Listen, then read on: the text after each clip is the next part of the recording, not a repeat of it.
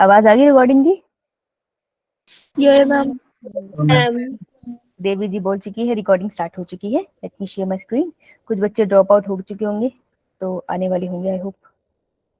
ठीक है, आप लोगों को स्क्रीन दिखाई दे रही है? कौन सा चैप्टर चल रहा है?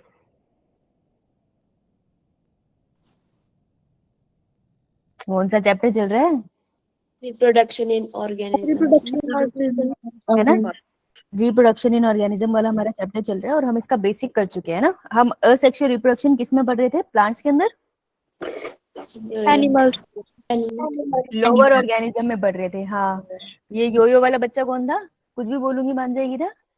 अभी तो जाके ऐसे कूदने वाली है खिड़की से अंदर की तरफ। बोलिए योयो मैम। कुछ भी ध्यान से सुना करो, चालाक बनते। तो हम एनिमल्स के अंदर पढ़ रहे थे। ओ, याद करके आए हो ये? मैम। बता भाई, बताओ जी। राय यहाँ से पढ़ते हैं। बताओ भैया। अरे ये तो मैंने भर दिया है। बताओ भाई, फ्रूट फ्लाई की जिंदगी कितने दिनों की है? Week, 2 weeks.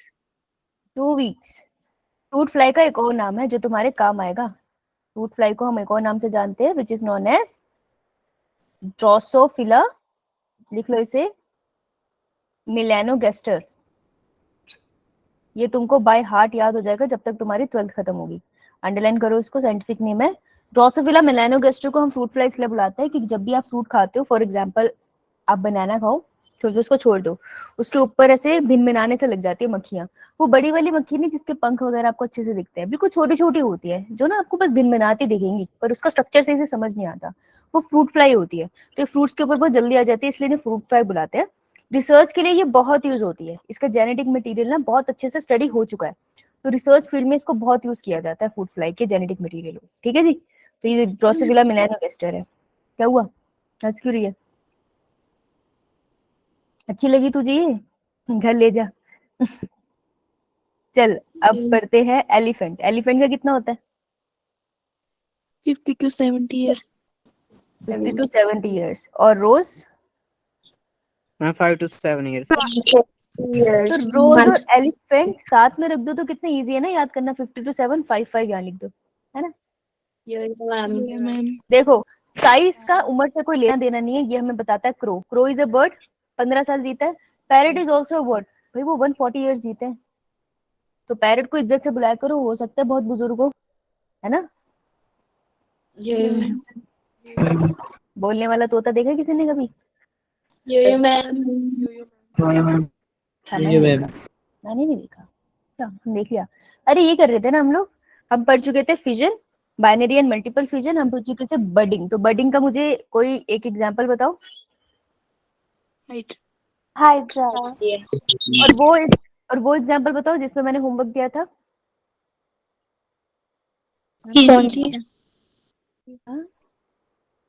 होमवर्क में कौन से वाले दिया था मैंने एग्जांपल? कौन से ऑर्गेनिज्म को लेके लाना था? ईस्ट। किसको दिया था? किसको दिया था? पल्लवी, पलक, पलक आपको दिया था? चल भी पलक, अब हमें पलक बताएगी। और ये एग्जांपल किसको दिया था मैंने? माइटोसिस, मियोसिस और एमाइटोसिस का फर्क बताना। माइटोसिस, मियोसिस और एमाइटोसिस, ये किसको दिया था? खुद बता दो यार, अच्छा तो लगेगा मैं नाम नोट करूँ। अब तुम बड़े बच्चे हो गए। किसको दिया था ये होमवर्क? दिया था ये होमवर्क या नहीं?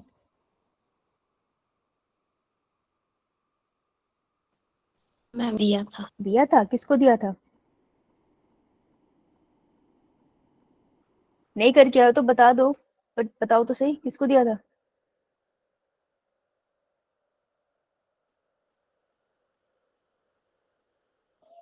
ओके, फिर नेक्स्ट टाइम से मुझे नाम लिखना पड़ेगा। That is sad.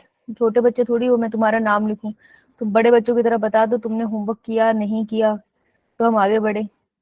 तो छोटे बच्चों की तरह करोगे फिर मुझे नाम लिखना पड़ेगा, मुझे अच्छा नहीं लगता है ऐसे।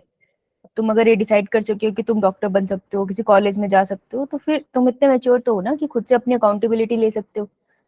मैं लास्ट टाइम पूछती हूँ, किसको दिया था homework? No one, fine, okay, नहीं बता रही, ठीक है।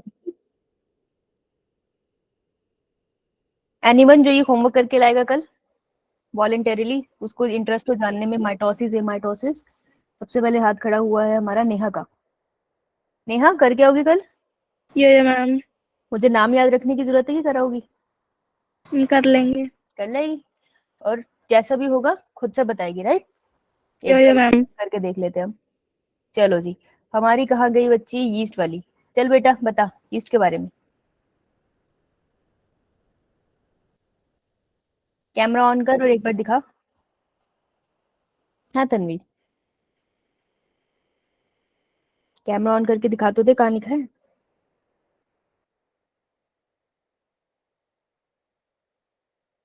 बेटा कर रही है या नहीं? मैम कर दिया। दिया, कर दी। देख तो रानी, तुम्हें दिख रहा है? Ma'am no ma'am. तन्वी नहीं दिख रहा। चल ठीक है तन्वी, ओरली बताओगे यीस्ट के बारे में, क्या लिखा आपने? ये मैम बता। मैम ये सिंगल सेल होता है, इसमें फंगस किंगडम, सिंगल सेल होता है और माइक्रो ऑर्गेनिज्म, माइक्रोब है, ये माइक्रो ऑर्गेनिज्म है, ओके। और the first yeast or originated hundred of millions, ठीक है, बहुत सारे east 100 of million years ago पहले ओरिजिनेट हुए थे, गुड। और कौन से किंगडम में आता है बेटा ये? मोनीरा, प्रोटिस्टा या फंजाई, किस में आता है? फंजाई, फंजाई में आता है, वेरी गुड। कौन से सेल होता है ये? प्रोक्रियोटिक है यूक्रियोटिक? Eukaryotic, eukaryotic. और कुछ लिखा है इसके यूज के बारे में?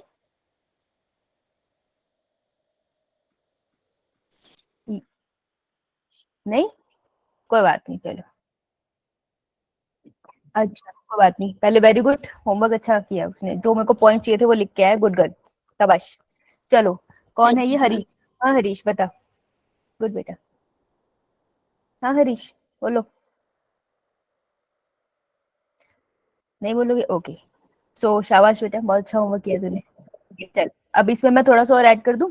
इसके यूजेस क्या होते हैं? It is use to make bread, bread बनाने के काम आता है, अल्कोहल बनाने के काम आता है, और बहुत सारे इंडस्ट्रियल प्रोसेसेस में ये यूज होता है। ठीक है जी। तो these are some of the uses of इसके यीस्ट के। So yeast is a unicellular organism, microbe is not the right word. तो यीस्ट इज एक सिंगल सेल का होता है बेसिकली, तो इसको हम यूनिसेलुलर कहते हैं। ये फंजाई में लाई करता है। फंजाई में कौन से ग्रुप में लाई करता है? एस्कोमाइसीट्स। Ascomycetes. हाँ एक्सकोमाइसीट्स में लाई करता है, और यूक्रियोटिक सेल होता है। तो देखो इसी से किंगडम रिवाइज हो जाएगा हमारा, कि मोनेरा में हमें मिलते हैं कैसे सेल? प्रोक्रियोटिक। इसके बाद जितने किंगडम है सब में आपको यूक्रियोटिक सेल ही मिलते हैं। तो प्रोटिस्टा में यूक्रियोटिक मिलता है और फंजा में आपको यूक्रियोटिक मिलता है। ठीक है जी। दूसरा पॉइंट, जो मोनेराज होते हैं उसके जो सेल्स होते हैं वो सिंगल सेल। प्रोटिस्टा भी सिंगल सेल है। सिंगल सेल मतलब साइंटिफिक वर्ड क्या लूं मैं? Unicellular. हाँ, लेकिन फंगस जो होता है ना, ये मेनली होते हैं, ध्यान से सुनना, मेनली मल्टीसेलुलर होते हैं, एक से ज्यादा सेल से बनते हैं ये। लेकिन इसकी एक एक्सेप्शन है, और वो एक्सेप्शन है कौन? Yeast. Saccharomyces. यीस्ट। इसलिए यीस्ट इंपॉर्टेंट होता है। यीस्ट बहुत तरीके के होते हैं, उसमें से एक एग्जांपल है सैक्रोमाइसिस सर्वेसी, जो आपको ब्रेड और बियर बनाने में काम आता है। ठीक है बेटा, तो यीस्ट का एक एग्जांपल है सैक्रोमाइसिस सर्वेसी, वो हम करेंगे माइक्रोब वाले चैप्टर में। और एक और बात याद रखना, फंजाई के साथ ये हेट्रोट्रॉप्स होते हैं। हेट्रोट्रॉप्स वो होते हैं जो अभी कभी अपना खाना खुद नहीं बनाते, बल्कि प्रोटिस्टा ऑटोट्रॉप्स में मिलते हैं आपको, हेट्रोट्रॉप्स में मिलते हैं, और मोनीरा भी ऑटोट्रॉप्स मिलते हैं आपको। ठीक है, लेकिन फंजाई कभी भी ऑटोट्रॉफ नहीं होते। तो ये नीट का क्वेश्चन आ चुका है एक बार। क्लियर? यो मैम, लिख लिया सबने? चलो जी, अब हम आगे का स्टार्ट करते हैं। तो हम जेमिल्यूशन में पहुंचे थे, अब जेम्यूल की बात करते हैं। देखो मुझे बताओ कि जेम्यूल जो था वो स्पॉन्जेस में मिलते हैं। स्पॉन्ज कहाँ पढ़ा है आपने? Porifera. Porifera. Kingdom animal.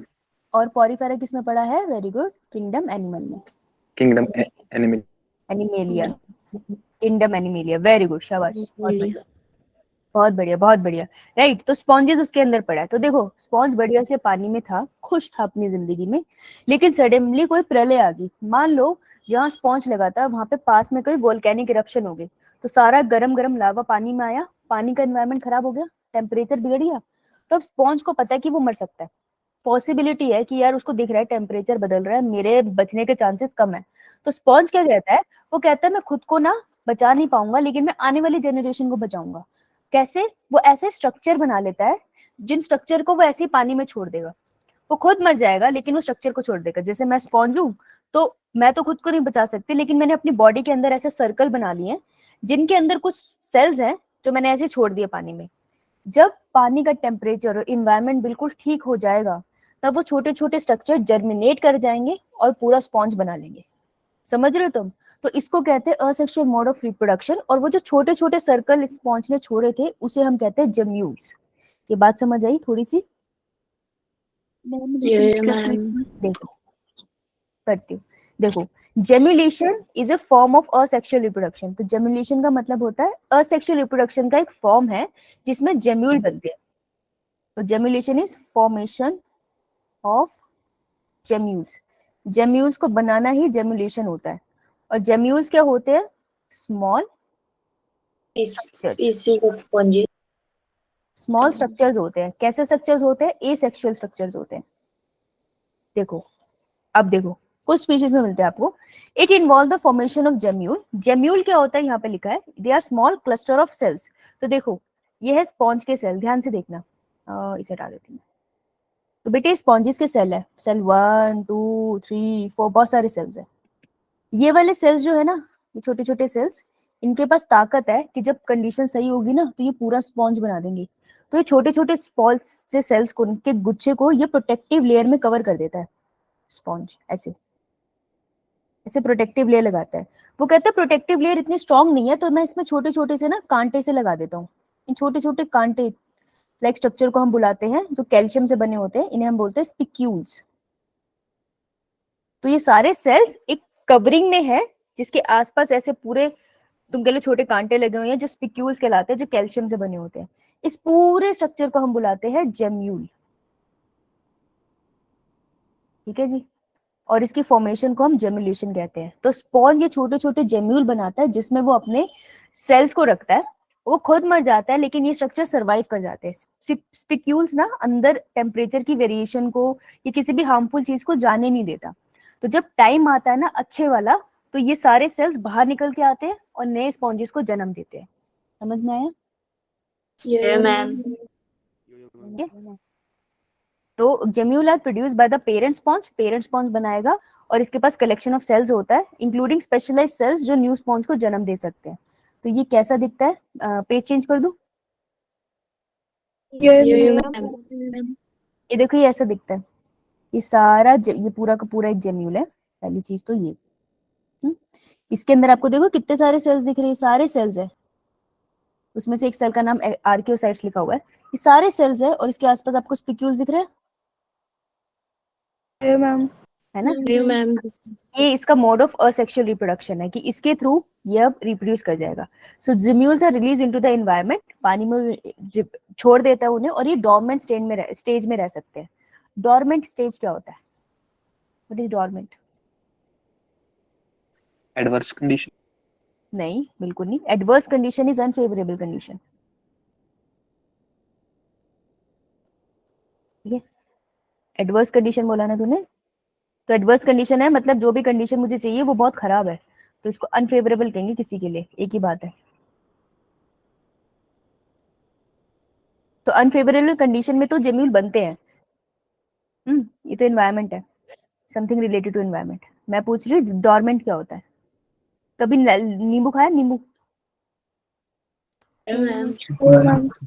नींबू के अंदर बीज होता है, बीज होता है, सीड, ऐसे छोटे छोटे सीड्स होते हैं ना उसमें, ऐसे होता है। तो ये जो सीड है अगर इस सीड को मैं गीली मिट्टी में डाल दूं तो क्या उसमें से पौधा निकलेगा? निकलेगा, निकलेगा। सीड ठीक ठाक है तो निकलेगा। लेकिन अगर मैं सीड को उठा के एक कंटेनर में डाल के रख दूं, कोई मिट्टी ना दूं, ऑक्सीजन ना दूं, तो क्या इसमें से पौधा निकलेगा? No ma'am. मैम तो अब बताओ मुझे, सीड जिंदा है या मर गया था? दोनों कंडीशन में दोनों में सीड क्या होता है? सीड जिंदा होता है या मर जाता है? एक्चुअल में सीड होता क्या है? जिंदी चीज है या फिर वो डेड होती है? सीड होता है डॉर्मेंट स्टेज में। डॉर्मेंट मींस स्लीपिंग स्टेज, जब कोई चीज सो रही होती है। जब हम लोग सो रहे होते हैं, क्या हम लोग डेड हो जाते हैं? नहीं ना, हमारा ब्रेन चलता है, हमारे सारे सेल जिंदा रहते हैं। तो सीड भी डॉर्मेंट स्टेज में होता है, स्लीपिंग स्टेज में, जिसका मतलब होता है जो मेटाबॉलिक केमिकल रिएक्शन है ना इसके अंदर, वो ना के बराबर होते हैं। तो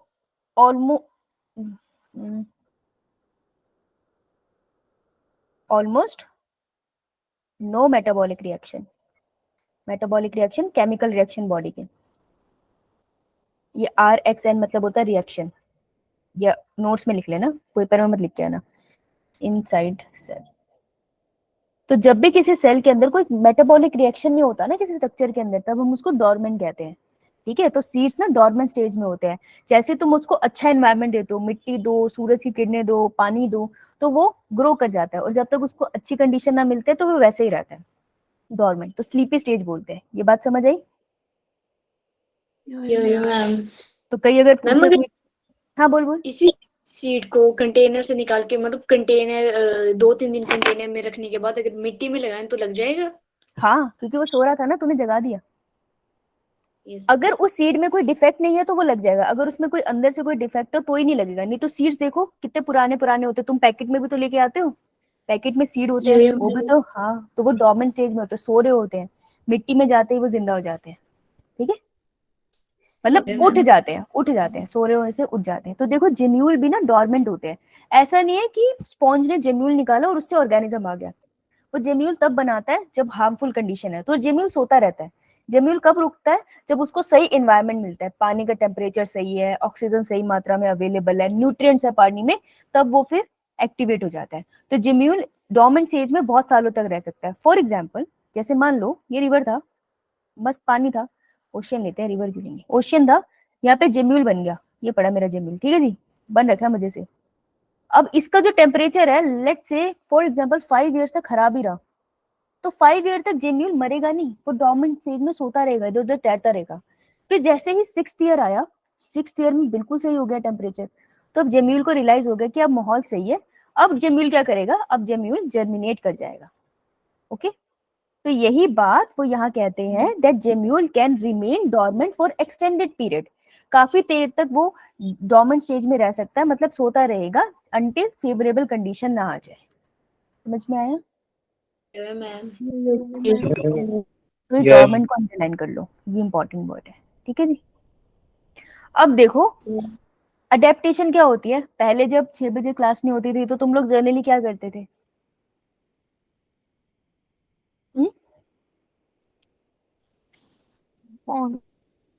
फोन चलाते थे, कुछ भी करते थे। मैं जज थोड़ी कर रही हूँ। तुम्हारी 6 बजे क्लास नहीं होती, तुम कुछ करते थे, मैं टीवी देखती थी।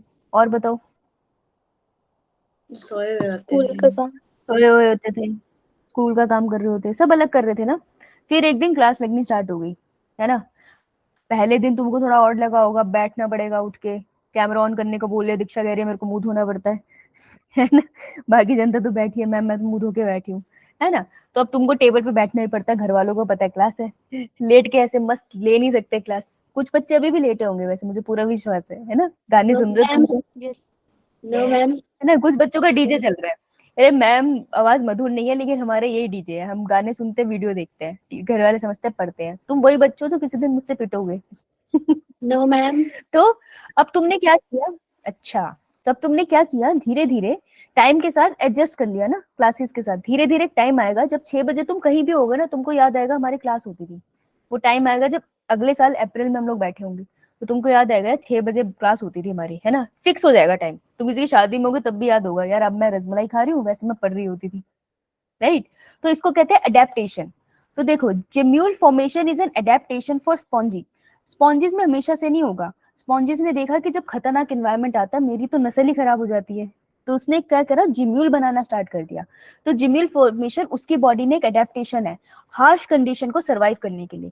तो इस पैराग्राफ में वो आपको रीजन दे रहे हैं व्हाई जिम्यूल इज फॉर्म, वो दे रहे हैं रीजन फॉर जिम्यूल फॉर्मेशन। ठीक है, ये मैम। समझ आई बात। ये तो वो उसकी एक अडेप्टेशन है ताकि चाहे जैसी मर्जी कंडीशन हो यार उसकी स्पीशी खत्म ना हो। क्लियर सबको। मैम। यो मैम। चलो आगे बढ़ती हूँ। अब आता है फ्रेगमेंटेशन, सबसे इजी। फ्रेगमेंटेशन का एग्जांपल क्या लिखा है, हाइड्रा। हाइड्रा। हाइड्रा हमने पहले कहाँ पढ़ा, हाइड्रा बड़ी। बॉडी। हाँ, तो फ्रेगमेंटेशन भी होती है हाइड्रा में। देख, बॉडी है इसकी मस्त, टूट गई दो हिस्से में, ये कहता कोई चक्कर नहीं, यहाँ भी हाइड्रा बनाएंगे, यहाँ भी हाइड्रा बनाएंगे, फिर साइज इंक्रीज कर देंगे। देख रहे हो तुम कितना क्रिएटिव है। तुम हाइड्रा से लड़ने जाओ, सोचो हाइड्रा धरती पे बड़े होकर अटैक कर ले, है ना। हम हाइड्रा से लड़ रहे हैं, जैसे हमने उसको निंजा बन के काटा, देखा तो दोनों तरफ से नए हाइड्रा बन गए। तो हम जितना उसको मारेंगे वो उतने हाइड्रा बन जाएंगे, फिर हाइड्रा ऐसे हमें डोमिनेट कर जाएंगे। तो कभी भी हाइड्रा एलियन नहीं बननी चाहिए, दिक्कत हो जाएगी। तो fragmentation in this the body break into distinct species and each fragment, जो भी फ्रेगमेंट है वो पूरा ऑर्गेनिज्म बना सकता है। तो this is also form of asexual reproduction ना, सही बात है। मैम। सोचो हमें अगर फ्रेगमेंटेशन होती क्या होता। आज मैं बैठी हूँ, मेरा मन नहीं है टीचिंग करने का, ये हाथ तोड़ा मैंने, ऐसे फेंका था। एक और साक्षी बन गई, वो पढ़ाते तुम्हें, कितना मजा आता ना। मेरे घर में करोड़ों साक्षियां होती थी। मम्मी बोल रही चाय बना दे, है ना, मम्मी बोल रही है चाय बना दे, ये मैंने अपना कान निकाला फेंका, ये एक और साक्षी चाय बनाएगी। सही है ना। है ना, वे तुम्हारे घर में भी बहुत सारी होती है, ये होमवर्क कर रहा है, वो कर रहा है, तुम सिर्फ पिक्चर देख रहे हो, राइट। चलो, अरे पीछे वो चार्ट पे आते हैं, वो क्यों बनाया था हमने, खाने के लिए थोड़ी बनाया था, कहाँ गया वो, ये रहा। हाँ भाई, जेमिलेशन में किसका एग्जांपल पढ़ा है, स्पॉन्जिस। Sponges. और फ्रेगमेंटेशन में Hydro. जहां तक पढ़ लिया हमने, Yo मैम. देख रहे हो तुम, खत्म होने वाला है ये वाला पार्ट, मजा आ रहा है ना, अब अच्छा लग रहा है ना। यो मैम. जब भी खत्म होने वाला होता है मुझे बड़ा मजा आता है, अच्छा लगता है। वैसे तुम होमवर्क करा था तो वो वाला पार्ट भी खत्म होता, पर चलो कोई बात नहीं। अब देखो, दो स्पोर्ट्स मैंने तुम्हें पढ़ाए थे, ज्यादा डिटेल में इसका किंगडम क्लासिफिकेशन में जाते हैं, यहाँ मैं तुम्हें बेसिक बता रही हूँ कि एक स्पोर पढ़ा था हमने, जू स्पोर। जू से हमने याद किया था कि एनिमल होता है वो मोटाइल होता है, तो जू स्पोर होते हैं माइक्रोस्कोपिक, यानी ऐसे नहीं देख पाओगे तुम, माइक्रोस्कोप से देख पाओगे। मोटाइल होते हैं मतलब मूव कर सकते हैं, और वो क्यों मूव कर सकते हैं, क्योंकि उनके पास क्या होती है, तो इसका एग्जाम्पल है क्लेमिडोमोनास। बेसिकली कुछ एल्गा और कुछ प्रोटिस्ट होते हैं जो आपको जूस्पोर बनाते हैं अनफेवरेबल कंडीशन में। तो देखो तुमको दिख रहे हैं ये छोटे छोटे से क्लेमिडोमोनास, क्लेमिडोमोनास में ये जूस्पोर है और इसके छोटा छोटा फ्लैजिला है, दिख रहा है सबको। ये है हमारे जूस्पोर, कितने छोटे छोटे से चूहे जैसे लग रहे हैं मुझे कार्टून से, राइट। तो क्लेमिडोमोनास याद रखेंगे। अब कोनिडिया क्या होता है, कोनिडिया आपको बेसिकली मिल जाएगा किसमें, फंजाई में। तो फंजाई का एक एग्जांपल है पेनिसिलियम। तो एक पेनिसिलियम है जिसके ऊपर मेन बॉडी के ऊपर आपको छोटे छोटे से एसेक्सुअल स्पोर्स मिलते हैं जो कि नॉन मोटाइल होते हैं। तो कोनिडिया और जूस्पोर का मेन डिफरेंस क्या है कि ये नॉन मोटाइल है। देखो इस पे कोई फ्लैजिला दिख रहा है आपको, नो मैम. हाँ नहीं दिख रहा ना, तो ये नॉन मोटाइल है। No ma'am. सो पेनिसिलियम से कोई वर्ड याद आ रहा है तुमको, penicillium is a fungi. Penicillium हाँ फंजाई है, और उससे हमें एक एंटीबायोटिक मिलती है जिसका नाम है पेनिसिलिन। खास बात क्या है पेनिसिलिन की, पेनिसिलिन इज वेरी गुड। क्या नाम है तेरा, पीयूष। क्या नाम, पीयूष, बहुत बढ़िया। First antibiotic to be discover, पहली एंटीबायोटिक डिस्कवर हुई थी, उसके बाद एंटीबायोटिक्स आई है। सोचो ये डिस्कवर ना होती तो धरती ना चलती। एंटीबायोटिक्स किसके खिलाफ बनती है, किसको मारती है, ओनली बैक्टीरिया, कभी और किसी को नहीं मारेगी, किसी वायरस को नहीं मारेगी। तो कोविड में जब हम एंटीबायोटिक लेते थे वो इसलिए लेते थे ताकि हमें बैक्टीरियल इन्फेक्शन ना हो जाए। कोविड की वजह से इम्यूनिटी खराब थी, अब बैक्टीरिया आराम से हमें इन्फेक्शन कर सकते क्योंकि बैक्टीरिया हर तरफ है। तो वो कभी भी कोविड को ठीक नहीं कर रहा था एंटीबायोटिक। तो जब भी तुम्हें कॉमन कोल्ड होता है, वो वायरल से होता है ना, वायरल होता है ना तुम्हें, लेकिन वायरल में तुम एंटीबायोटिक खाते हो, वो तुम्हारे वायरस को कभी ठीक नहीं करता है, वो तुम्हें बचाता है कि कोई बैक्टीरिया भी तुम पे अटैक ना कर दे। ठीक है, तो एंटीबायोटिक सिर्फ सिर्फ सिर्फ बैक्टीरिया के अगेंस्ट होती है, ओनली अगेंस्ट बैक्टीरिया ऑलवेज, जितनी एंटीबायोटिक है। क्लियर है ये? मैम। Yeah, ma'am. ठीक है जी। पेनिसिलिन डिस्कवर किसने किया था? Alexander Fleming, 1929. Fleming. Alexander Fleming. Piyush ना? Yes, ma'am. 1920 Nine. 1929। वैसे मैं डेट एक बार दोबारा चेक करूंगी, मुझे याद नहीं आ रही अभी। तो अलेक्जेंडर फ्लेमिंग ने डिस्कवर किया था। इसके ऊपर ये आपको आता है माइक्रोब वाले चैप्टर में, माइक्रोब्स इन ह्यूमन वेलफेयर के चैप्टर में ये दोनों क्वेश्चन बनते हैं। पहला कि पेनिसिलिन किससे मिला था, बच्चे कंफ्यूज होकर बैक्टीरिया लिखाते हैं, ये फंगस से मिला था। और दूसरा इसको किसने डिस्कवर किया था। ये नीट के 2 क्वेश्चन है इतनी सी स्लाइड में। और जूस्पोर माइक्रोस्कोपिक मोटाइल स्ट्रक्चर है, ये तीसरा क्वेश्चन है। तो इस एक स्लाइड में 3 क्वेश्चन है 4 नंबर के। ओके, चलो आगे बढ़े। ऑलराइट, अब देखो 2 टर्म है। मुझे ना इस बेचारी का मैम ही सुन रहा है सिर्फ। आज बच्चे कम क्यों है? कल ज्यादा पढ़ा दिया था मैंने। अच्छा, मैम। भाग जाते हैं बच्चे से कम हो। अब मैं तुमको एक मजेदार चीज बताती हूँ। बॉडी होती है ना, बॉडी लिविंग ऑर्गेनिज्म की, स्पेशली बात करते हैं चलो एनिमल्स की। तो ना बॉडी में ना 2 टाइप के सेल मिलते हैं आपको। एग्जाम्पल ले लेते हैं ह्यूमन का, समझना इजी है। मनुष्य के जीवन को समझना मुश्किल है, वैसे इजी है। अपने पास 2 टाइप के सेल मिलते हैं। एक तो देखो यूकैरियोटिक सेल तो मिलता है, ये तो हमें पता है, लेकिन यूकैरियोटिक सेल भी 2 टाइप के हो सकते हैं ऑन द बेसिस ऑफ क्या फंक्शन परफॉर्म कर रहे हैं। ठीक है, ऑन द बेसिस ऑफ उनमें जेनेटिक मटेरियल कितना है। तो ह्यूमन के पास मिलते हैं आपको सोमैटिक सेल्स, और दूसरे आपको मिलते हैं जर्म सेल्स। बेटा वो सेल्स जिनका काम है रिप्रोडक्शन में, वो सेल जो एक नई जिंदगी बना सकते हैं। ध्यान से सुनना, रिप्रोडक्शन में काम तो यूट्रस का भी है, वो बेबी होल्ड करता है, लेकिन वो नई जिंदगी बना नहीं सकता।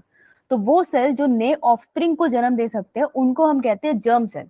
फॉर एग्जाम्पल, मेल के केस में क्या होगा वो? हाँ, वैसे मेल के केस में होता है स्पर्म्स, और फीमेल के केस में Ovum. Egg. एग, ओवम कह लो। उसके अलावा शरीर में जितने सेल हैं वो सारे के सारे सोमैटिक सेल कहलाते हैं। All the cells of body except germ cells. Clear? यानी कि अगर मेरा आई है, आई का जो सेल है वो सोमैटिक सेल है, स्किन का सेल है सोमैटिक सेल है, मेरे कान सोमैटिक सेल है, मेरी बोन जिन सेल से मिलकर बनी है सोमैटिक सेल है, मेरा हार्ट जिस सेल से मिलकर बना है सोमैटिक सेल्स है। सब सोमैटिक सेल्स है एक्सेप्ट जर्म सेल्स। मेरी बॉडी में एग के अलावा सारे सोमैटिक सेल है। क्लियर है सबको? बहुत बढ़िया। ये कॉन्सेप्ट पीछे लगाएंगे, लिख लिया ये सबने? मैम। कितने बजे तक क्लास है? 8:50। बहुत टाइम। देखो ये कॉन्सेप्ट यहाँ लगाएंगे। 2 टर्म आपको मिलेगी प्लांट में, एक होती है वेजिटेटिव, एक होती है जेनरेटिव। तो प्लांट के केस में जेनरेटिव रिप्रेजेंट कर रहा है जर्म सेल, ये जर्म सेल की बात कर रहा है। तो प्लांट के केस में मेल के पास जर्म सेल क्या होता है? पोलन। और फीमेल के पास जर्म सेल क्या होता है? एग। ठीक है जी, तो उसके ये जर्म सेल है। उसके अलावा जितने सारे सेल है बॉडी के, वो सारे के कौन से सेल है? Somatic cells. ये बात क्लियर सबको? लिख लो इसको, लिख लो, ये भी काम आएगा।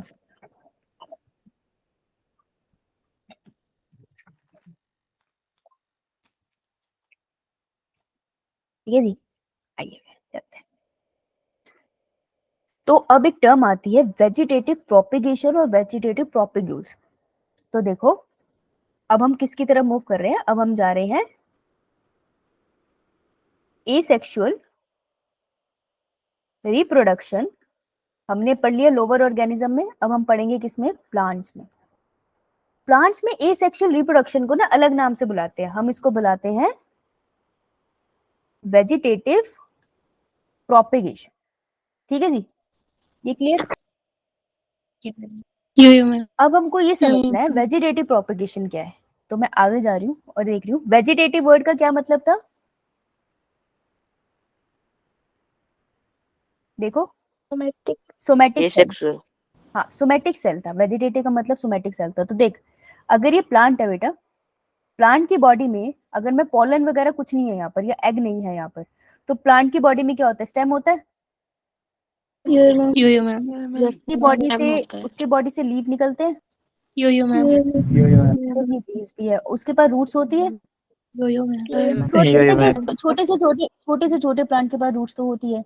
तो बेटा अगर ये कोई भी स्ट्रक्चर से आगे एक नया प्लांट बन जाए, सोचो लीफ मॉडिफाई करके एक नया प्लांट बनाते, स्टेम मॉडिफाई करके एक नया प्लांट बनाते, रूट्स मॉडिफाई करके एक नया प्लांट बनाते, तो ऐसी वाली असेक्सुअल रिप्रोडक्शन को हम वेजिटेटिव प्रोपेगेशन कहते हैं, कि बॉडी में सोमैटिक सेल से न्यू प्लांट का जन्म हुआ है। सो वेजिटेटिव प्रोपेगेशन, समझ आई।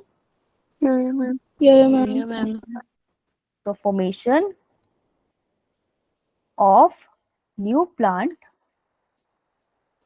from vegetative parts of body। ठीक है जी, क्लियर सबको। यो मैम। बेटा कोई बच्चा जिसको डाउट है हैंड रेज कर दो।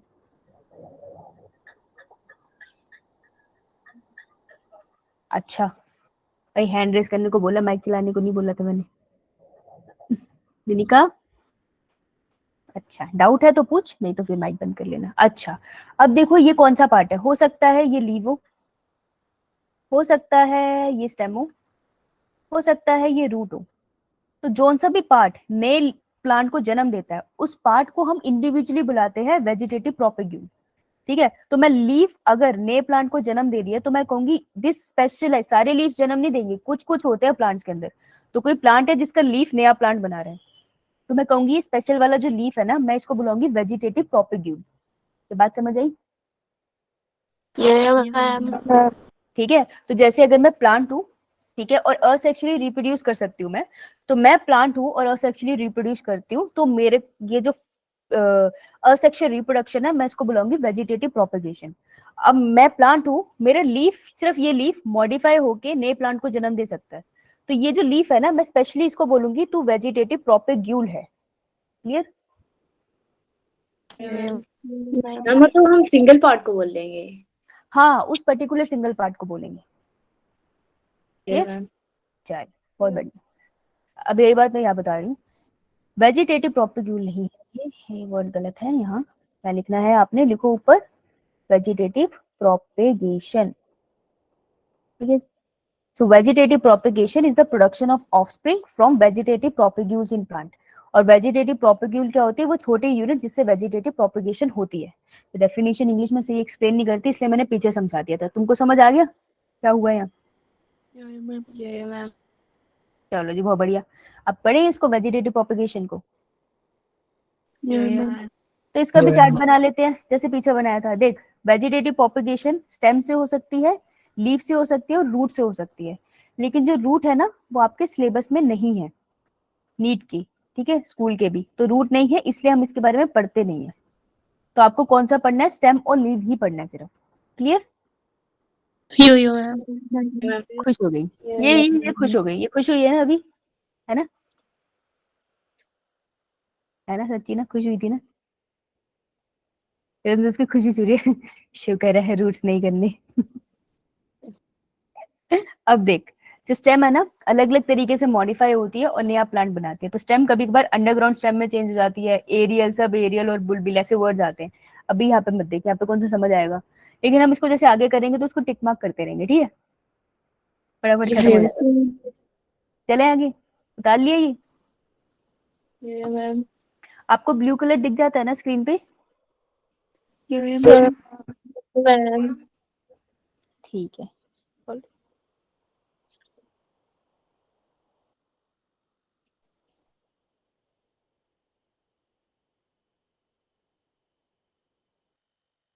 ओके ओके ओके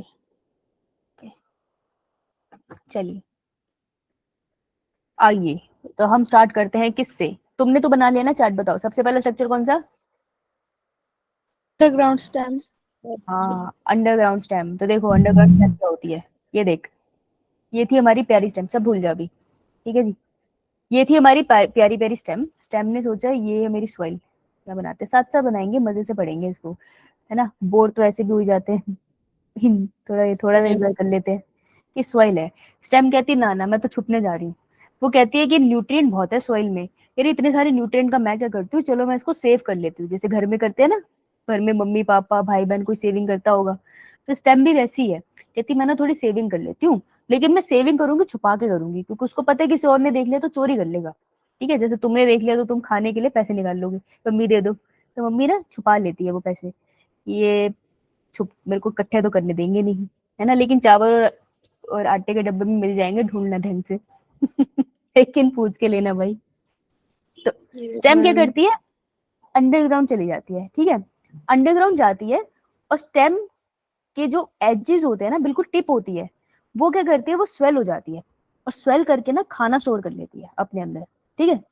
तो जो मैं यहाँ लिख रही हूँ कि स्टेम टिप गेट स्वेलन, मोटू हो जाएगी, वो सूज जाएगी, एंड स्टोर फूड, स्टोर करती है फूड। तो ये जो छोटा सा मोटू सा हुआ स्ट्रक्चर है, इसको अपन बुलाते हैं ट्यूबर। और इसका बहुत प्यारा एग्जाम्पल है इसका पोटैटो। आलू खाया घर में, ठीक है, तो potato is a tuber. Tuber means कोई भी ऐसा स्ट्रक्चर जो स्वेलन है और उसने खाना स्टोर कर रखा है, और वो स्टेम की टिप से बना है। ये बात क्लियर, ठीक है। लेकिन हम पढ़ रहे हैं वेजिटेटिव प्रोपेगेशन, तो आलू बन गए, खाना तो बना लिया, लेकिन इसने नए प्लांट को कैसे जन्म दिया। तो आलू के पास होती है आंखें, देखो बच के रहना, आलू से आलू देख सकता है। आलू के पास एक स्पॉट होता है जिसको कहते हैं आई। आई में क्या पड़े होते हैं, सेल्स, और ये सेल्स क्या कर सकते हैं, सुटेबल कंडीशन में जर्मिनेट। तो ये आई में जो सेल है वो जर्मिनेट कर जाते हैं, मतलब बेसिकली आई के सेल डिवाइड करते हैं और फाइनली जर्मिनेट करके न्यू प्लांट बना देते हैं। तो समझ रहे हो तुम, पोटैटो के बाद जो आई है ना, उससे वो पूरा का पूरा पोटैटो प्लांट बना सकता है। ये सैड फेज 2 बन गया। तो ये होती है वेजिटेटिव प्रोपेगेशन। तो आलू इज अंडरग्राउंड स्टेम। ये नीट का बहुत बार क्वेश्चन आता है, हजारों बार। क्लियर सबको। मैम तो अंडरग्राउंड स्टेम को ना हम दो तरीके से पढ़ते हैं, अंडरग्राउंड स्टेम को हम दो तरीके से पढ़ते हैं। एक होता है ट्यूबर, अंडरग्राउंड जाती है स्टेम और ट्यूबर फॉर्मेशन कर देती है, और उसमें फिर आलू बना जैसे, तो उसने आई से आगे प्रोडक्शन कर दिया। दूसरा होता है अंडरग्राउंड स्टेम जाती है और वो राइजोम की जनरेशन करती है। अब राइजोम को पढ़ लेते हैं, चलो आगे। देखो ये है हमारा अदरक, अदरक बोले तो जिंजर। तो राइजोम क्या होता है, देखो जब भी तुम्हें कैसे पता चलेगा, अगर मैं ऐसे बना दूं, दोनों ग्रीन कलर से बनाती हूँ मैं, देखो अगर मैं ऐसे स्ट्रक्चर बना दूं, ये है एक स्ट्रक्चर, और मैं रूट को काट के तुम्हारे सामने ही रख रही हूँ। अब मुझे बताओ तुमको कैसे पता चलेगा कौन सी रूट है और कौन सी स्टेम है। स्टेम मोटी रूट पे है। स्टेम के ऊपर नहीं होती। हाँ देखो, रूट वो है जिसके पास तुमको मिल जाएंगे रूट हेयर्स, तो रूट हेयर से पहचान होती है। और स्टेम वो है जिसके पास आपको क्या मिलता है, नोड्स एंड इंटरनोड्स। हाँ, दो नोड्स के बीच का जो डिस्टेंस होता है उसे हम कहते हैं इंटरनोड। हाँ, तो स्टेम और रूट की ये पहचान है। अब देखो ये जिंजर है, जिंजर में ये जो छोटी छोटी लाइनें हैं ये है नोड। तो मैं क्या समझू कि ये क्या है, जिंजर एक मॉडिफिकेशन है स्टेम की या रूट की। तो ginger is a stem modification. अब जिंजर के जो नोड्स होते हैं ना, वहां पे छोटे छोटे बर्ड लग जाते हैं। Bud is nothing but group of cells, group of cells. तो सुटेबल कंडीशन में ये ग्रुप ऑफ सेल्स क्या करते हैं, नीचे की तरफ रूट्स बना देंगे, ठीक है, नीचे की तरफ ये रूट्स बना देंगे, ऊपर की तरफ ये प्लांट निकाल देंगे, और ऐसे जिंजर का पूरा प्लांट फॉर्मेशन कर देंगे। तो इसको हम कहते हैं राइजोम फॉर्मेशन। समझ आई। अब राइजोम किस किस केस में दिखता है आपको। अच्छा, अगर आपका गला खराब हो जाए तो मम्मी पानी में क्या क्या मिला देंगी,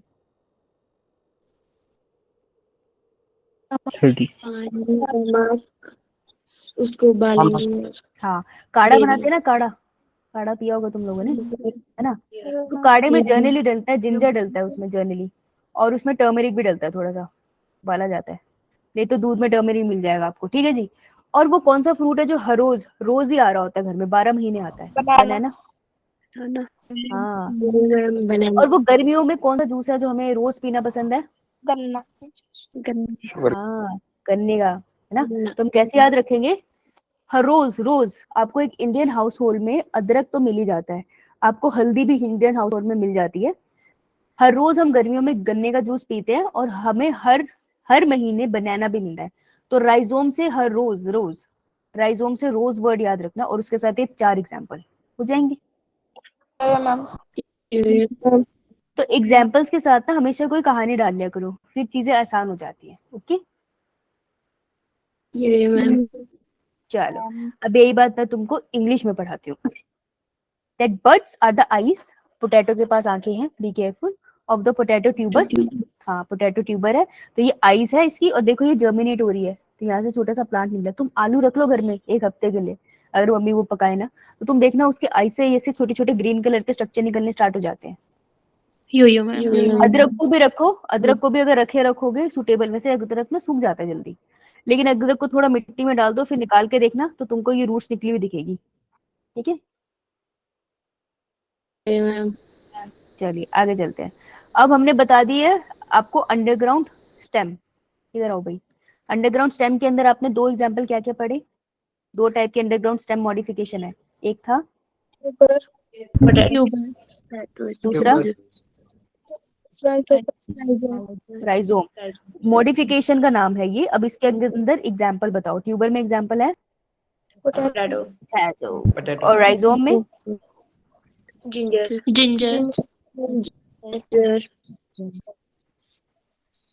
टर्मरिक, जिंजर गार्लिक में जिंजर गार्लिक पेस्ट बनाने लगी थी। टर्मरिक और शुगर केन। आपस में बात कर लो। बनाना सुन जा रहा है मुझे हर बार, बनाना और शुगर केन। शुगर। तो ये आप अपने नोट्स में लिख लोगे इसके नीचे, और इसके ऊपर ऐसे पेंसिल से टिक मार दो, टिक मार दे, हो गया। अब बचा हमारे पास सब एरियल और एरियल। आओ देखो बेटा, एरियल का मतलब है जो हवा से कांटेक्ट में है, सब एरियल का मतलब है जो थोड़ा हवा से कांटेक्ट में है और थोड़ा अंदर है। तो देखो 2 ही कंडीशन है प्लांट के साथ, कि जो स्टेम होती है वो जनरली एरियल होती है, हवा के कांटेक्ट में होती है, ठीक है। फिर आ जाती है सॉइल, रूट चली जाती है नीचे अंडरग्राउंड, ऐसे होता है। लेकिन सडनली कुछ प्लांट्स को सूझा कि हमें ना क्रोकोडाइल बहुत पसंद है। प्लांट्स ने सोचा हम तो क्रोकोडाइल की तरह घिसड़ेंगे। तो क्रोकोडाइल कैसे चलता है? ऐसे रगड़ता हुआ चलता है ना, कभी देखा है क्रोकोडाइल? ये मैम, कितने साल जी सकता है crocodile? 60 years. 50 to 60 years, right? तो क्रोकोडाइल है। तो तुमको क्या लगा मैं होमवर्क भूल जाऊंगी? तुमसे पूछती रहूंगी बीच बीच में, कमाल है। तो ऐसे ही इसने सोचा। तो देखो ये मस्त था, प्लांट था मस्त, उसकी शूट थी, सॉइल थी, अंदर रूट्स थी। फिर एक दिन शूट को सूझा आओ क्रोकोडाइल क्रोकोडाइल खेलते हैं। तो शूट ने क्या किया, क्रीप करना स्टार्ट कर दिया। क्रीप मतलब ऐसे घिसड़ना सा, डरावना सा, जैसे ऐसे चुड़ैल सी आ रही है सामने से, ठीक है। अब सो के दिखाना तुम। तो जब वो सॉइल के कांटेक्ट में भी है और हवा के भी कांटेक्ट में है, तो हम इसको कहते हैं पूरा तरीके से एरियल नहीं है, हम इसको बुलाते हैं सब एरियल। ठीक है जी। तो सब एरियल स्टेम भी होती है और वो मॉडिफाई होके सेक्सुअल रिप्रोडक्शन भी करती है। तो सब एरियल स्टेम की 3 मॉडिफिकेशन तुमको पढ़नी है जो नए प्लांट को जन्म देती है। मतलब कि ये देख, ये स्टेम है, ये इसकी सब एरियल स्टेम निकल रही है, तो यहाँ से नया प्लांट जर्मिनेट होना स्टार्ट हो जाएगा, फिर आगे नया प्लांट जर्मिनेट होना स्टार्ट हो जाएगा। तो इस तरीके से एक प्लांट अपनी जगह पे रह के बहुत सारी जगह पे और प्लांट्स को जन्म दे देता है असेक्सुअली। इतनी बात समझ आई? अब इसकी 3 मॉडिफिकेशन है, यही करनी है, उसके बाद क्वेश्चन लगाएंगे। Offset, sucker and runner. ठीक है जी, लिख लो इसको, बहुत इजी हो जाएगा, ये बहुत इजी है। देखो, कभी आपको पता है अमेज़न रेन फॉरेस्ट का है?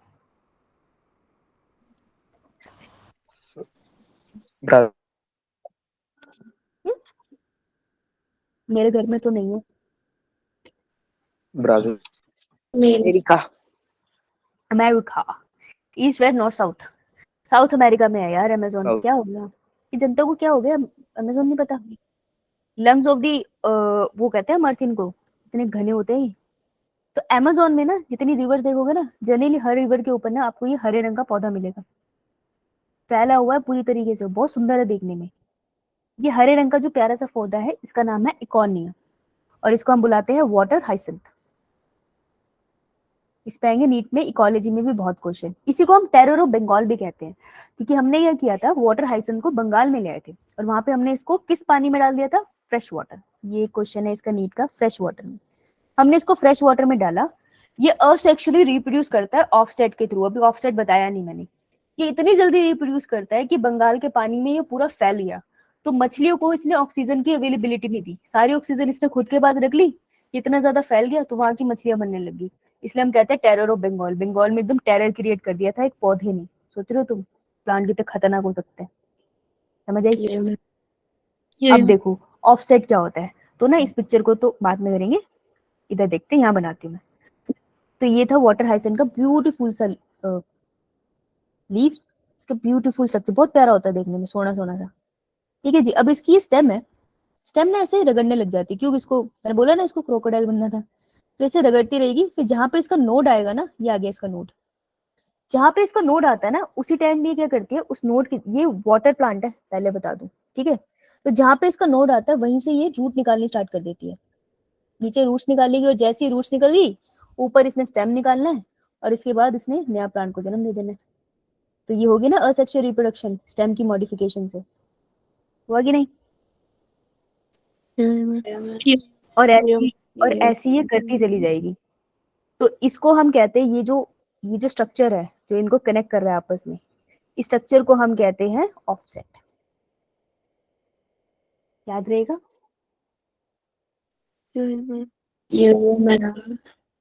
अच्छा, कभी भी हिमाचल का नाम बोलते हैं ना तो लोग जनरली शिमला जरूर जाते हैं, सबको शिमला पता होता है, लेकिन शिमला के अलावा भी हिमाचल में कितनी सारी लोकेशन है।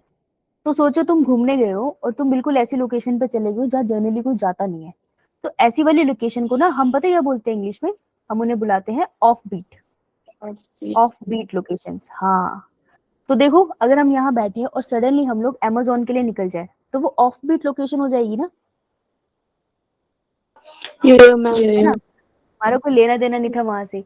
तो ऑफ बीट से ऑफ सेट याद रख लेना कि इकॉर्निया बहुत ज्यादा अमेज़न रेन फॉरेस्ट के पानी में मिलता है, तो उसमें जो असेक्सुअल रिप्रोडक्शन होती है वो ऑफसेट से होती है। ये नीट का बहुत बार क्वेश्चन आता है। और पिस्टिया भी एक और एक्वेटिक प्लांट है जिसमें आपको ये मिलेगा। तो ये ऑफसेट होता है ना, ये काफी थिक होता है, मोटा होता है, ये सॉलिड होता है, ये एक ऐसे नहीं टूटेगा, ये मेहनत लगती है इसे तोड़ने में, ये बहुत थिक होता है। और ये आपको किस में मिलेगा, एक्वेटिक प्लांट में, एक्वेटिक प्लांट्स में मिलते हैं ये। Okay clear? आगे चलो, आइए। तो यहाँ लिखा हुआ है offset of water hyacinth, mention है। अब देखो, अब की बात करते हैं हम सकर की। यहाँ करे थे ना ऑफसेट, ऑफसेट हो गया, सकर की बात करते हैं। सकर इजी है, रनर भी इजी है, मुश्किल नहीं है, एक बार सब कर लोगे तो फिर तुम्हें बस एक बार एग्जाम्पल याद करने में थोड़ा टाइम लगेगा, वैसे इतना डिफिकल्ट नहीं है। सकर क्या होता है सकर थोड़ा फनी है। सकर ऐसा था कि जो स्टेम था ना उसको थोड़ी सी ऐसे बेइज्जती कर दी किसी ने, तो स्टेम हो गया नाराज, कहता मैं जा रहा हूँ धरती में समाने, तो मैंने नहीं जीना यहाँ पे, लोग बहुत बुरे हैं। तो स्टेम क्या जाता है, अंडरग्राउंड चला जाता है, ठीक है। तो मैं उसको अंडरग्राउंड स्टेम मॉडिफिकेशन कहती, लेकिन स्टेम को रियलाइज होता है कि यार अंडरग्राउंड तो ऐसे मोटा होना पड़ेगा, पोटैटो बनाने पड़ेंगे, कह रहा छोड़ वापिस आ जाता हूँ, कोई बात नहीं, बेइज्जती और ठंड तो जितनी फील करो उतनी लगती है। तो स्टेम ना वापिस ऊपर आ जाता है, ठीक है। तो स्टेम नीचे चला गया था, इतने डिस्टेंस तक तो था नहीं, फिर वापिस से ऊपर आ गया। तो इस तरीके की मॉडिफिकेशन को हम सकर बुलाते हैं। देखो जहां स्टेम नीचे गया यहाँ पर एक प्लांट था, फिर ये जहां पर जाके दोबारा बाहर निकलेगा ना, ये डिस्टेंस पे भी निकल सकता है काफी, कोई बड़ी बात नहीं है। तो जहां पे जाके दोबारा बाहर निकलता है ना सेकंड, यहाँ पे सेकंड प्लांट बना देता है। तो ये भी तो असेक्सुअल मोड ऑफ रिप्रोडक्शन होगी ना, राइट। तो ये आपको किस में देखने को मिलती है, ये आपको मिलती है बनाना में। बनाना को पीछे कहीं पढ़ा था, कहाँ पढ़ा था, राइजोम। राइजोम। हाँ, तो बनाना ये भी करता है, बहुत सारे कर सकता है, कोई रोक थोड़ी सकता है उसे, ठीक है जी। तो बनाना में आपको ये वाली भी मिलती है, राइट। अंतरिक्ष बेटा माइक बंद कर ले। दूसरा, अच्छा कभी पाइनएप्पल आपको लोकली दिख जाता है ऐसे रेडी पे बिकता हुआ जनरली? No ma'am. नहीं ना, लेकिन अगर किसी रेडी पे पाइनएप्पल मिलता है तो अक्सर आसपास वाली रेडियो पे भी दिखता ही होता है पाइनएप्पल, होता है ऐसा? Yeah, ma'am. है ना, फिर भावतोल करना पड़ता है। तो तुम ऐसे याद कर सकते हो कि पाइनएप्पल एक पे दिखा, फिर थोड़ी दूरी पे आपको दोबारा दिखा, तो शक्कर से याद कर सकते हो कि पाइनएप्पल प्लांट भी ऐसी शक्कर की तरह ग्रो कर लेता है, असेक्सुअली रिप्रोड्यूस। तो पाइनएप्पल का एग्जांपल याद हो जाएगा। क्राइसैंथेमम इज अनदर थिंग जो तुम्हें अभी याद नहीं होगा, वर्ड धीरे धीरे याद होगा। तो क्राइसैंथेमम इसके साथ तुम्हें याद रखना है। कैसे याद रखोगे कि जब हम शक्कर तक पहुंचे थे तब तक तुम्हारा रोने का मन कर गया था, है ना। Yeah, ma'am. तो क्राइसैंथेमम यहाँ से याद कर ले, ठीक है।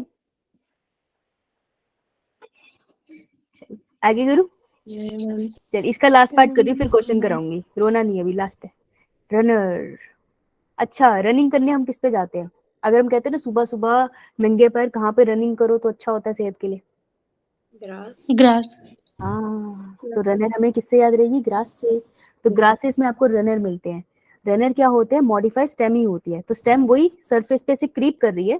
फर्क सिर्फ इतना है कि इसकी भी नोड्स है, जहां पर नोड्स बनेगा वहां पे रूट बन जाएगी नीचे, और ऊपर आपको ग्रास उगती हुई दिखाई देगी। तो ग्रास ऐसी फैलती है एक जगह से दूसरी जगह पे बहुत आराम से रनर्स के through.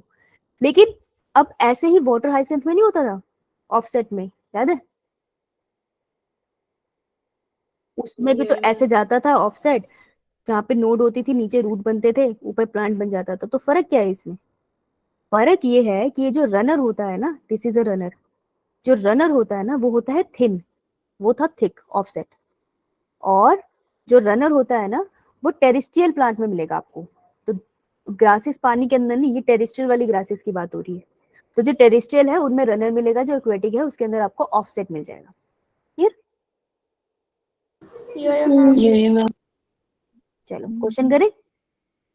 Yeah, ma'am. Yeah, ma'am. पहले बताओ कोई बच्चा जिसको डाउट, कोई बच्चा जिसे ना समझ आया हो। बहुत मुश्किल था ये? No, ma'am. थोड़ा सा बोरिंग था? कम ऑन, थोड़ा तो था No. बोरिंग यार, कम ऑन, थोड़ा तो था बोरिंग, ठीक है। पर देखो क्वेश्चन निकल रही है इससे, अगर क्वेश्चन निकल रहा है तो बहुत बढ़िया चीज थी। अब क्वेश्चन ट्राई करो, 1 मिनट दे रही हूँ। कैमरा इसलिए बंद करो फिर तुम मुझे देखते रहते हो, मैं चाहती हूँ तुम क्वेश्चन पे ध्यान दो। चलो करके बताओ। माइक ऑन है, ये मत सोच लेना कहीं गई हूँ, यही बैठी हूँ।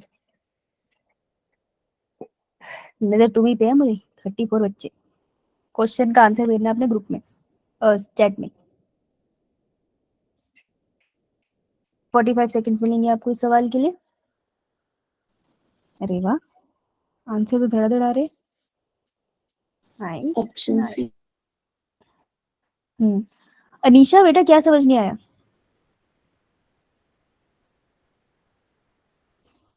सॉरी मैंने देखा नहीं मैसेज। अनीशा कौन से वाला दोबारा बताऊं, बता।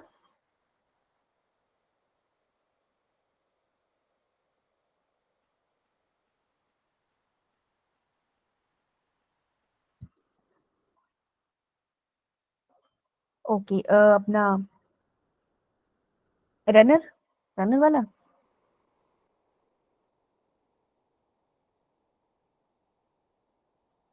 ठीक है, ये क्वेश्चन करा के रनर वाला बताती हूँ, ठीक है, जाइयो मत। सॉरी बेटा मैंने तेरा मैसेज अभी देखा, माय बैड। तो देखो ये क्वेश्चन कैसे करते हैं। क्वेश्चन करने का तरीका होता है, किसी भी एंट्रेंस में तरीका आना चाहिए। Which of the following pair is not correctly match. तो जब भी आपको ये वर्ड मिले करेक्टली या नॉट करेक्टली, इसको अंडरलाइन कर लो, आदत बना लो उसको। चाहे तुम जितने मर्जी जीनियस हो, एंट्रेंस में जब एक साथ क्वेश्चन आते हैं और पेपर का प्रेशर होता है तो होता नहीं है, गलत हो जाता है। तो नॉट करेक्टली को अंडरलाइन करा, यानी मुझे फॉल्स स्टेटमेंट ढूंढनी है, ठीक है जी। तो ऑफसेट आपने किसमें पढ़ा है? वाटर हाइसेंथ में, सही बात है। Yeah, ma'am. तो यहाँ पे मैंने टिक करा, मैं नीचे ऑप्शन पे नहीं गई, नीचे वाले ऑप्शन नहीं देखने, वो तुम्हें तंग करेंगे। ऊपर सॉल्व करो क्वेश्चन। राइजोम आपने किसमें पढ़ा? बनाना में पढ़ा था, Yeah, ma'am. सही है जी। बाइनरी फ्यूजन आपने सगैज़म में पढ़ा? No, ma'am. बाइनरी फ्यूजन आपने किसमें पढ़ा है? Amoeba. अमीबा और पैरामीशियम में। Mission. कोनिडिया आपने पेनिसिलियम में पढ़ा है? Yeah, ma'am. Yes, ma'am. Yeah, ma'am. Answer मैंने ये सॉल्व किया। मैं दोबारा क्वेश्चन पे जाऊंगी। क्वेश्चन ने क्या पूछा था? Incorrect statement. तो इनकरेक्ट स्टेटमेंट कौन सी है?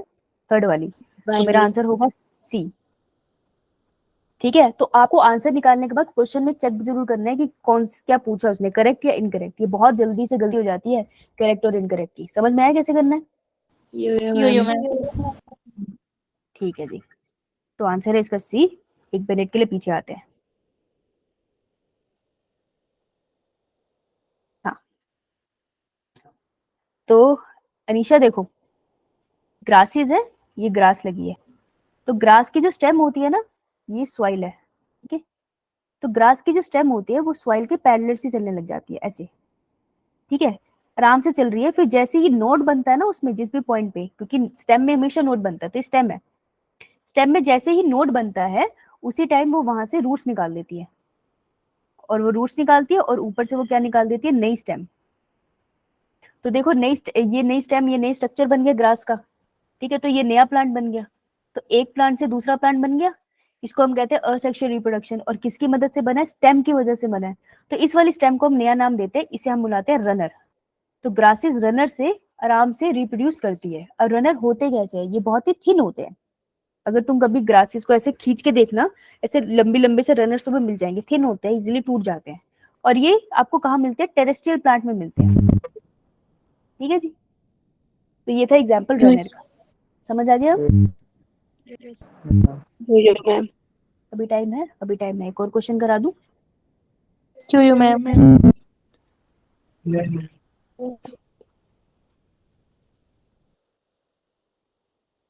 ये तो सॉल्व किया हुआ मैंने, ये नहीं, ये करो।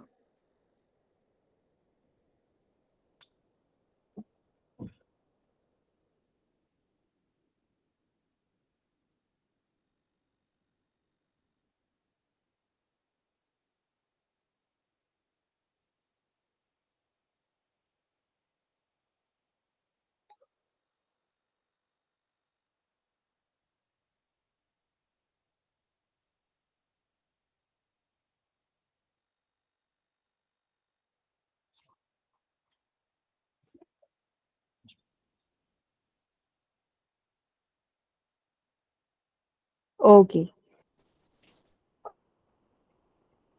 अनीशा समझ आ गया था ना तुझे, एक बार बता दे। गुड, बच्चों को आंसर आता है।